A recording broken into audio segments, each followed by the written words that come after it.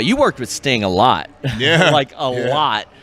How was that? Obviously, it's at some point it's something that you never thought was going to happen because we never knew the guy was going to be in wrestling again. No. And the way I always said in my reviews was I will never take getting to see him perform for granted. No, ever. Same. How was that? And do you have any unique experiences or memories with him? The funniest thing was like when I did DJ Who Kid earlier, 2023. I mentioned he asked me, he was like, who's someone you want to get in the ring with? And I said Sting. He was like, word. He's like, he was like, what? For real? He's like, do you think that can happen? I'm like, I'm sure it probably could happen.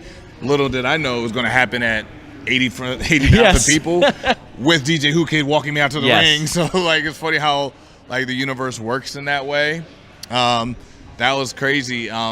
Just the fact of like being in the same presence with these guys, like these aren't people I'm just like looking up to. These aren't just guys I'm like, oh man, I'm happy to see, like to meet you. No, I'm across from you. I'm your equal. I'm your like not necessarily equal as far as like in ring like legacy, but we are working together, and I got to work against you, and I got to fight you. I got to battle this man in a coffin match. You know, it's incredible. And in Wembley, man. I mean, what's your reaction when you're told, "Hey, it's gonna be you and Sting working in a match at Wembley"? Man, it's still surreal in a lot of sense. Still very unreal, like to me. Like the photo of me doing the 450. Yes.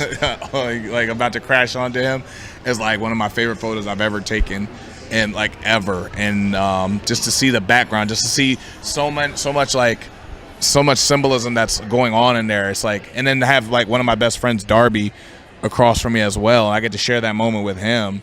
Like we were like not that long ago, like sharing hotel rooms and Evolve or watching like wrestling with Sami Callihan on his couch in Florida and not knowing where we were going to go in our careers.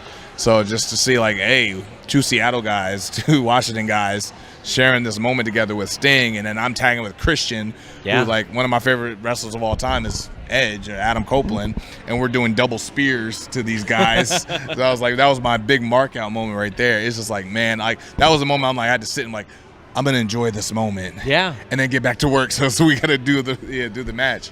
But yeah, it is unreal. It's still surreal to me to a lot of like moments. But like, I'm like I gotta get back to here. I gotta get back here somehow in a different way.